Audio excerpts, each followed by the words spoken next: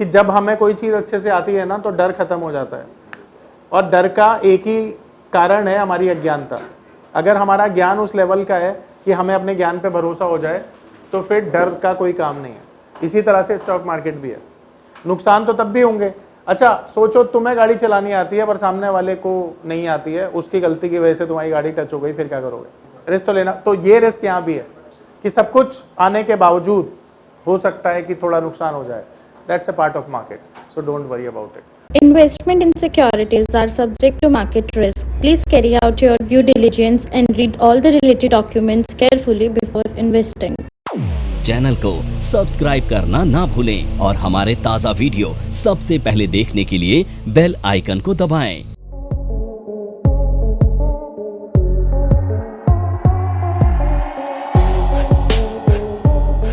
देखो आज हम पढ़ने वाले हैं टेक्निकल चार्ट पर किस तरह से सपोर्ट और रेजिस्टेंस को ड्रॉ किया जाता है। सपोर्ट और रेजिस्टेंस के माध्यम से किस तरह से आपको डिसीजन मेकिंग करने में मदद मिलती है, क्योंकि सपोर्ट और रेजिस्टेंस ना पूरा बेस है टेक्निकल एनालिसिस का। अब आप सोचो कि सपोर्ट पर आपको क्या करना चाहिए, अगर ये पता चल जाए तो आपका डिसीजन मेकिंग आसान हो जाएगा। रेजिस्टेंस पे क्या करना चाहिए, अगर ये पता चल जाए तो आपका डिसीजन मेकिंग आसान हो जाएगा। नॉर्मली आप लोग ना एक चीज नोटिस करेंगे कि हर कोई ना ट्रेडर सस्ता खरीदना चाहता है, महंगा बेचना चाहता है। ऐसे ही होता है, हर एक ट्रेडर सस्ता खरीदना चाहता है, महंगा बेचना चाहता है, पर यह पॉसिबल क्यों नहीं हो पाता पता है? क्योंकि हो सकता है कि वो सपोर्ट और रेजिस्टेंस को आइडेंटिफाई करने में थोड़ा कंफ्यूज हो जाए। उसी कंफ्यूजन की वजह से वो जो डिसीजन मेकिंग होते हैं वो सही नहीं होते हैं। अब आपको यह पता चल जाए कि किसी भी टेक्निकल चार्ट पर एक बहुत अच्छा सपोर्ट बन रहा है, तो सपोर्ट क्या होता है? एक ऐसा एरिया, डिमांड जोन, जहां से मार्केट ऊपर जानी होती है। तो सही सपोर्ट का अंदाजा लगा के आप मार्केट में बाइंग कर सकते हैं। सिमिलरली अगर आपको ये पता चल जाए कि बहुत स्ट्रॉन्ग रेजिस्टेंस है, तो रेजिस्टेंस अगर बहुत ज्यादा स्ट्रॉन्ग है तो इसको सप्लाई जोन भी बोला जाता है। और अगर ये चीज आप आइडेंटिफाई कर लें तो सही जगह एग्जिट लेने में भी आपको मदद मिलेगी। तो कहने का मतलब क्या है, आपके जो डिसीजन मेकिंग है एग्जिट और एंट्री के लिए वो परफेक्ट हो सकते हैं सपोर्ट और रेजिस्टेंस के कंसेप्ट को समझकर। अब सपोर्ट और रेजिस्टेंस क्या होता है इसे एक एग्जांपल से समझते हैं। तो देखिए हम एक रूम में बैठे हैं, इस रूम में अगर इस पेन को मैं ऊपर की तरफ उछालूं तो ये जो रूफ है इससे टकरा कर ये पेन नीचे आ जाएगा। सिमिलरली अगर मैं इसे ड्रॉप डाउन करूं तो यहां से ये सपोर्ट लेकर बाउंस बैक करेगा। तो इसका मतलब साफ है कि टेक्निकल चार्ट पर भी स्टॉक ऊपर या नीचे जाते हैं सपोर्ट और रेजिस्टेंस की मदद से। अब सपोर्ट और रेजिस्टेंस जो होते हैं ना वो दो तरह के हो सकते हैं। अगर हम बात करें सपोर्ट या रेजिस्टेंस की तो वो दो चीजों से समझे जा सकते हैं। पहला प्राइस वाइज सपोर्ट या रेजिस्टेंस, और दूसरा टाइम वाइज सपोर्ट या रेजिस्टेंस। अब इन्हें और अच्छे से समझने के लिए एक एग्जांपल से मैं आपको समझाता हूं। तो आप देखेंगे जो टेक्निकल चार्ट होता है कुछ इस तरह से हम देखते हैं कि ये एक टेक्निकल चार्ट बना हुआ है और आप देखते हैं कि नीचे टाइम गिवन होता है। यहां पे टाइम मेंशन होता है, जनवरी, फरवरी, मार्च, अप्रैल, मई, जून, जुलाई, अगस्त, सितंबर, अक्टूबर, नवंबर, दिसंबर, इस तरह से, राइट। और इसी तरह से यहां पर प्राइस मेंशन होता है, जैसे इस तरह से। अब कोई भी स्टॉक ना दो कंडीशन में मूव करता है, पहला प्राइस वाइज और दूसरा टाइम वाइज। प्राइस वाइज हम समझेंगे कि एक स्टॉक कितने दिन में अपने टारगेट को अचीव करेगा, उसे कहते हैं price wise movement. Time wise कितना समय लगाया उसने अपने टारगेट को मूव करने में या रीच करने में, उसे कहते हैं टाइम वाइज सपोर्ट या रेजिस्टेंस। अब आप देखोगे कि नॉर्मली ना जो स्टॉक होते हैं ना वो एक रेंज में मूव करते हैं या एक पैटर्न के हिसाब से मूव करते हैं। यहां पर मैं एक एग्जांपल के माध्यम से आपको समझाऊंगा। अब नॉर्मल अगर हम सपोर्ट और रेजिस्टेंस की बात करें तो यहां पर दो चीजें आप देखोगे कि यहां पे हाईएस्ट लेवल पर मैंने एक लाइन ड्रॉ की है जो 80 रुपीज के पास ड्रॉ की है, और इस टेक्निकल चार्ट में आप देखोगे कि हाईएस्ट जो पॉइंट है वो 80 रुपीज पर है, ठीक है। और नीचे 12 मंथ का टाइम मैंने यहां पर ड्रॉ किया है। अब आप देखोगे यहां पर ये जो मैंने लाइन ड्रॉ की है ना, ये सपोर्ट और रेजिस्टेंस की लाइन। सपोर्ट और रेजिस्टेंस की लाइन ड्रॉ करने के लिए ना हमारे पास एक सिंपल सा फैक्टर होता है जिसे हम अप्लाई करते हैं। वो फैक्टर होता है हाईज एंड लोज को कनेक्ट करना। नमस्कार दोस्तों, क्या आप स्टॉक मार्केट में शुरुआत करने का सोच रहे हैं और क्या आपको यह समझ में नहीं आ रहा है कि आपकी शुरुआत कहां से होनी चाहिए, तो मैं आपको एक ऐसा कोर्स सजेस्ट करने जा रहा हूं जो आपकी लाइफ चेंज कर सकता है। और मैं बात कर रहा हूं NIFM का advance level of smart investor course की, जो आपकी लाइफ चेंज कर सकता है। जी हां, आपने सही सुना, NIFM आपके लिए लेके आया है एक ऐसा शानदार कोर्स जो आपको बताएगा कि किस तरह से आप स्टॉक मार्केट में सक्सेसफुली पैसा कमा सकते हैं। और ये कोर्स है advance level of smart investor. Advance level of smart investor course आपको हर छोटी से छोटी और बड़ी से बड़ी मार्केट की बारीकियों के बारे में जानकारी देता है और ये सभी जानकारियां आपको इस मार्केट में पैसा कमाने में बहुत ज्यादा मददगार साबित होती हैं। तो इस कोर्स को करने के बाद आप मार्केट में सक्सेसफुल ट्रेडर और सक्सेसफुल इन्वेस्टर बन सकते हैं। अब यहां पर मान लेते हैं ये एक शेयर है जो एक प्राइस में मूव कर रहा है। तो शेयर ऊपर की तरफ गया, यहां पे रेजिस्टेंस फेस किया, नीचे आ गया, फिर दोबारा इस रेंज पर गया, यहां पे दोबारा से रेजिस्टेंस फेस किया, देन नीचे गया, सपोर्ट लिया। तो हर बारी नीचे का जो एरिया है ये क्या काम कर रहा है? सपोर्ट का काम कर रहा है। पर इस बारी क्या हुआ ना, इस बारी ये स्टॉक पूरी फोर्स के साथ ऊपर गया और इस लेवल पे ये जो रेजिस्टेंस था इसे ब्रेक कर दिया।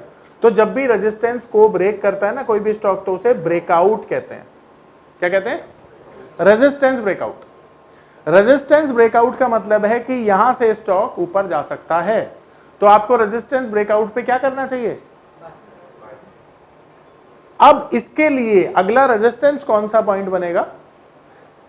इसके ऊपर ये वाला।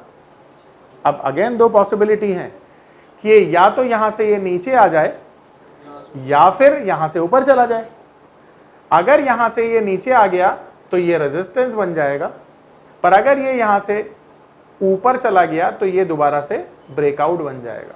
तो आपने एक और चीज यहां पर देखी कि अब ये जो रेजिस्टेंस है, यहां से अगर स्टॉक नीचे आता है तो इससे पहले वाला जो रेजिस्टेंस था अब इसके लिए सपोर्ट का काम करेगा। आ रही है मेरी बात समझ में? तो इसी तरह से ना चार्ट पैटर्न मूव करता है। अब यहां पर एक और चीज मैं आपको बताता हूं कि सबसे ज्यादा जो टाइम कवर करने वाला रेजिस्टेंस है ना यहां पर, वो आप देख सकते हैं, ये वाली लाइन है। इस लाइन ने ना जनवरी से लेकर दिसंबर तक पूरा का पूरा टाइम कवर कर लिया है। तो टाइम वाइज रेजिस्टेंस और सपोर्ट को आइडेंटिफाई हम करते हैं जितना टाइम कोई भी प्राइस कवर कर रहा है, यानी कि जितना टाइम इसने कवर किया है ना रेजिस्टेंस या सपोर्ट के तौर पर, वो हमारे लिए मेजर सपोर्ट और रेजिस्टेंस बन जाएगा। इसे दूसरे एग्जांपल से समझते हैं। नीचे वाले एग्जांपल में और इस वाले एग्जांपल में आप देखोगे कि मैंने जो यहां पे रेजिस्टेंस ड्रॉ किया है ना, वो केवल कितना किया है? 7 महीने का। और इसके ऊपर वाला जो रेजिस्टेंस है ये 12 महीने का है। तो 7 महीने का रेजिस्टेंस बड़ा होगा या 12 महीने का? 12 महीने का ऑफ कोर्स, क्योंकि ज्यादा टाइम कवर हो रहा है। तो अगर ज्यादा टाइम कवर हो रहा है तो वो ज्यादा बड़ा रेजिस्टेंस या सपोर्ट भी बन जाएगा।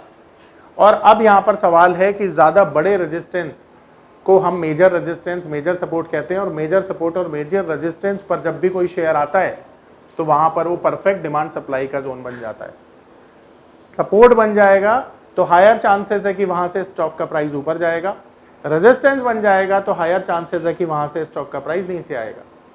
आ रही है मेरी बात समझ में? अब ये मैं टेक्निकल चार्ट पे आपको दिखाता हूं। यहां पर आप देख रहे हो कि मैं अपना कर्सर यहां पर रख रहा हूं और कर्सर पे ना आप देखोगे कि जहां पर भी जिस भी पॉइंट पर मैक्सिमम टॉप या बॉटम कनेक्ट हो रहे हैं वो मेरे लिए स्ट्रेट लाइन के थ्रू सपोर्ट और रेजिस्टेंस लाइन बन जाएगी। अब यहां पर आप देख सकते हैं कि जो लाइन अभी मैंने ड्रॉ की है, यहां पर बहुत सारे पॉइंट हैं जो मुझे मिल रहे हैं। तो मैं कनेक्ट कैसे करूंगा? मैं ट्रेंड लाइन पर क्लिक करूंगा, यहां पे कलर को सेलेक्ट करूंगा, ठीक है। और अब मुझे यहां पर क्या करना है, यहां पर सबसे ज्यादा जो पॉइंट है हाई लो, देखो यहां से इनको मैं एक साथ कनेक्ट कर दूंगा तो ये मेरे लिए क्या बन जाएगा? सपोर्ट एरिया बन जाएगा। अब देखो इसे मैं आगे तक लेके चला जाऊंगा, ये मैं आगे तक लेके चला गया तो अब ये लेवल मेरे लिए क्या बन गया? सपोर्ट बन गया ना। अब टेक्निकल चार्ट पर ना मल्टीपल सपोर्ट और मल्टीपल रेजिस्टेंस हो सकते हैं। अब देखो ये पावर ऑफ नंबर थ्योरी इतनी बेहतरीन थ्योरी है कि इसे करने के बाद आप एक अलग अनुभव करेंगे और आपको लगेगा कि शायद इसी चीज की आपको तलाश थी। बहुत सालों की ट्रेडिंग के बाद, इन्वेस्टिंग के बाद आपको शायद ऐसे प्रोडक्ट की जरूरत थी जो मार्केट में आपको वो कॉन्फिडेंस दे पाए, जिस कॉन्फिडेंस के साथ आप रोज पैसा कमा पाए और जितना आप चाहें उतना पैसा कमा पाए। तो हमारी ये जो पावर ऑफ नंबर थ्योरी है, ये आपको आपकी सभी इच्छाओं को पूरा करने के लिए है। और आप देखेंगे कि इस थ्योरी को करने के बाद जो आपका कॉन्फिडेंस है, आपकी जो एक्यूरेसी है, आपकी जो क्षमताएं हैं मार्केट से पैसा कमाने की, वो बहुत ज्यादा बढ़ जाएंगी। और आप देखेंगे कि जो आपने आज से पहले अनुभव नहीं किया था अपनी ट्रेडिंग के दौरान या इन्वेस्टमेंट के दौरान, आप इतना बेहतर अनुभव करेंगे इस कोर्स को करने के बाद। जो ये वाला लेवल है, अब मेरे लिए ये वाला जो लेवल है, ये भी क्या बन जाएगा? सपोर्ट रेजिस्टेंस बन जाएगा। देखो यहां पर देखो कितने सारे पॉइंट्स टच हो रहे हैं, देख रहे हो? तो अब ये हमारे लिए क्या बन गया? सपोर्ट रेजिस्टेंस है ना, दोनों ही बोल लो। अब इसकी ब्यूटी पता है क्या है सपोर्ट रेजिस्टेंस की? कि बाय डिफॉल्ट ये टच हो जाते हैं स्ट्रेट लाइन के थ्रू। अब जैसा मैंने आपको बताया, यहां पर एक चीज बताता हूं, तो आप देखेंगे यहां से मैं समझाता हूं। देखो ये सपोर्ट था, सपोर्ट लेकर स्टॉक का प्राइस मूव किया, रेजिस्टेंस फेस किया स्टॉक ने, रेजिस्टेंस फेस करने के बाद स्टॉक कहां गया? नीचे। और नीचे क्या लिया इसने? सपोर्ट लेकर स्टॉक कहां गया? रेजिस्टेंस फेस किया, अगेन सपोर्ट लिया, और इस बारी क्या हुआ? इस बारी ब्रेकआउट किया। ब्रेकआउट के बाद स्टॉक ऊपर गया, एंड ऊपर जाने के बाद स्टॉक नीचे आया, और जैसे ही नीचे आया आप देख सकते हैं काफी नीचे आया, एंड देन स्टॉक ने फिर से सपोर्ट लिया और फिर से ब्रेकआउट किया, और इस बार जो ब्रेकआउट किया उसके बाद स्टॉक ऊपर चला गया। अब देख रहे हो? अब इसी तरह से ना सपोर्ट रेजिस्टेंस बहुत बढ़िया काम कर। तो टेक्निकल चार्ट पे कहाँ पे बाय किया जाना चाहिए, कहाँ पे सेल किया जाना चाहिए, आप कैसे आइडेंटिफाई करते हो? सपोर्ट रेजिस्टेंस से करते हो। ठीक है, अब मैं कुछ और एग्जांपल दिखाता हूँ आपको। हमारे लिए ये लेवल जो था ना, ये अच्छा खासा क्या था? रेजिस्टेंस था ये वाला, देख रहे हो सब लोग? अब बात करते हैं कि रेजिस्टेंस के लिए ना मिनिमम 2-3 पॉइंट्स होते हैं जिसको हम ड्रॉ कर लेते हैं। अब देखो यहाँ पे बहुत सारे पॉइंट्स हमको मिल रहे हैं, ठीक है? यहाँ से कर लो, यहाँ से कर लो, एक ही बात है, यहाँ से कर लो, वैसे ज़्यादा ठीक है। ये क्या बन गया? ये मेरे लिए, ठीक है? अब तो सपोर्ट का काम करेगा क्योंकि स्टॉक ऊपर है, ठीक है? अब देखो यहाँ पर ना जैसे ही स्टॉक ऊपर गया है, आप देख सकते हो यहाँ पे इसने रेजिस्टेंस फेस किया, फिर यहाँ पे ब्रेकआउट आया, और जैसे ही ब्रेकआउट आया स्टॉक ऊपर भाग गया ना। अब हम यहाँ पे आ जाते हैं, ठीक है? अब चलो ध्यान से समझना, बहुत अच्छी चीज सिखा रहा हूँ। अब यहाँ से ना आप देखो जरा, देख रहे हो? अब ये जो लेवल है ना, ये जो लेवल है, ये इसके लिए कितना बड़ा रेजिस्टेंस है ना, इसका अंदाजा आप लगा सकते हो। इधर देखो जरा, ये है अक्टूबर का महीना, अक्टूबर टू जून, 6 और 2 8 महीने हो गए। 8 महीने से ये ना लेवल ब्रेक नहीं हुआ है। अब आप सोचो जिस दिन ये लेवल ब्रेक होके ये निफ्टी ऊपर चला गया, तो अगला रेजिस्टेंस आप देख रहे हो कहां पे है? Life high. यानी इसके बाद there is a very high chances that market will reach to the new high very soon, but only after breaking this resistance. समझ पा रहे हो? यही चीजें समझनी है तुम्हें, कॉन्फिडेंस यहीं से आएगा। सारा खेल ही सपोर्ट रेजिस्टेंस का है। पर एक चीज है, जिसने पिछले 1 महीने में मार्केट में 24,000 से 25,200 मार्केट में आते हुए देखा होगा, वो हिम्मत कैसे कर पाएगा बाय करने की? उसका तो डर लगेगा उसको। भाई डर का तो इलाज मैं नहीं दे सकता, है ना? तुम मेहनत करोगे तो डर लगेगा ही नहीं। ड्राइविंग करनी सबको आती है? सबको? स्कूटी तो चला लेते हो, उसे भी ड्राइविंग ही बोल रहा हूँ मैं। जरूरी नहीं है कि हेलीकॉप्टर ही चलाना है। डर लगता है घर पहुंच जाते हो रोज सही सलामत? जब घर से निकलते हो तो ये डर लगता है कि यार आज गाड़ी ठुक जाएगी। समझ रहे हो मेरा पॉइंट? मेरा पॉइंट ये है कि जब हमें कोई चीज अच्छे से आती है ना, तो डर खत्म हो जाता है। और डर का एक ही कारण है, हमारी अज्ञानता। अगर हमारा ज्ञान उस लेवल का है कि हमें अपने ज्ञान पे भरोसा हो जाए, तो फिर डर का कोई काम नहीं है। इसी तरह से स्टॉक मार्केट भी है। नुकसान तो तब भी होंगे। अच्छा सोचो, तुम्हें गाड़ी चलानी आती है पर सामने वाले को नहीं आती है, उसकी गलती की वजह से तुम्हारी गाड़ी टच हो गई, फिर क्या करोगे? रिस्क तो लेना। तो ये रिस्क यहाँ भी है कि सब कुछ आने के बावजूद हो सकता है कि थोड़ा नुकसान हो जाए। That's a part of market, so don't worry about it. चलो ये समझ में आया सपोर्ट रेजिस्टेंस? अब मैं ड्रॉ करके दिखा रहा हूँ एक और ठीक है, ताकि तुम्हें समझाऊं कि जब मेजर रेजिस्टेंस ब्रेक होते हैं ना तो क्या हाल होता है। ये मेजर सपोर्ट बन गया ना यहाँ पे, देखो वहां से देखना तब समझ में आएगा। देखो ड्रॉ करके दिखा रहा हूं, यहां से ये देखो, ठीक है। अब इसे यहाँ पे लगा दो। अब तुम्हें ना सारी चीजें पता चल जाएगी कि जब मेजर रेजिस्टेंस ब्रेक होते हैं ना या सपोर्ट ब्रेक होते हैं तो तुम्हें कैसे डिसीजन लेने चाहिए।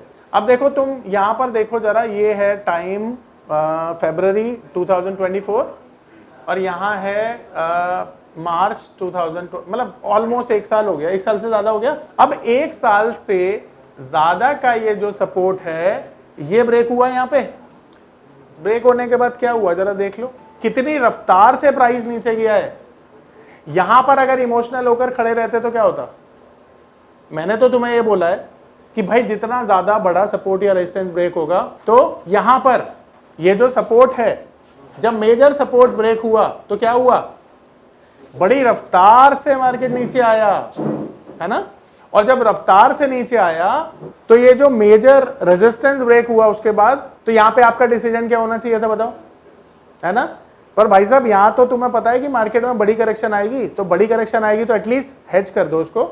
मैं नहीं कह रहा देख दो, हेज कर दो ताकि तुम्हारा लॉस कम हो जाए। और जब नीचे से मार्केट ऊपर आई तो देखो हैमर बना के आई, हैमर बना ना, उसके बाद हैमर बनने के बाद क्या हुआ, कंफर्मेशन आई और मार्केट ऊपर भाग गया। अब ये जो लेवल है आपके लिए अब रेजिस्टेंस का काम करेगा ना, पर उससे पहले एक और रेजिस्टेंस है, देखो उससे पहले एक और रेजिस्टेंस मार्केट में इंतजार कर रहा है इन्फोसिस का, और वो है ये। अब ये वाला रेजिस्टेंस बड़ा है या ऊपर वाला, ऊपर वाला, क्योंकि ज्यादा टाइम कवर कर रहा है। तो यहां पे अगर ये ब्रेकआउट आता है तो आप टारगेट भी कैसे सेट करते हैं वो भी समझ लो। ये ऊपर वाला आपका टारगेट बन जाएगा, ऐसा ही है। फिर उसके बाद फिर अगला रेजिस्टेंस कहां पे, देखो तो ऐसे समझो अगला रेजिस्टेंस है हमारा, इसके बाद ये वाला आ जाएगा यहाँ पे, ये वाला, ठीक है। नहीं रेजिस्टेंस तो सर ये भी आएगा, फिर इसके बाद आएगा ये वाला, ठीक है। मैं ड्रॉ कर देता हूं सबके लिए ये वाला, और देन उसके बाद ये वाला, ठीक है। अब नाउ हाईएस्ट पीक। अब मेरा आपसे सवाल कि सबसे बड़ा रेजिस्टेंस कौन सा है, सबसे ऊपर वाला, वेरी गुड, क्योंकि हाईएस्ट पीक जो होती है हाईएस्ट प्राइस वाइज रेजिस्टेंस है वो, ठीक है। अब यहाँ पर एक स्ट्रेटेजी शेयर करता हूँ आपके साथ। जब भी स्टॉक अपने 52 वीक हाई के ऊपर चला जाए, 52 week high is the previous peak, previous peak मतलब हाईएस्ट पीक, 52 वीक हाई के ऊपर जिस दिन ये चला गया विच इज 2012, तो इसका मतलब क्या है कि सारे हर्डल्स और मार्केट में नया मोमेंटम आया है, कभी सेल मत करना स्टॉक को, वहां पर सुपर बुलिश हो जाता है। तो ऐसे स्टॉक भी ढूंढ सकते हो जो 52 वीक हाई के ऊपर चल रहे हैं, सुपर बुलिश है, and vice versa 52 week high के नीचे, सॉरी 52 वीक के लो के नीचे स्टॉक बैरिश हो जाते हैं। तो आप कभी कभी क्या सोचते हो, अरे ये स्टॉक इतना गिर गया और कितना गिरेगा, चलो बाय कर लिया जाए, वहीं पर ट्रैप हो जाते हो। एक स्टॉक इतना चल गया, सेल कर देते हैं, वहीं पे ट्रैप हो जाते हो। तो बाय और सेल सिर्फ प्राइस को देखकर नहीं करते हैं जी, हो सकते हैं।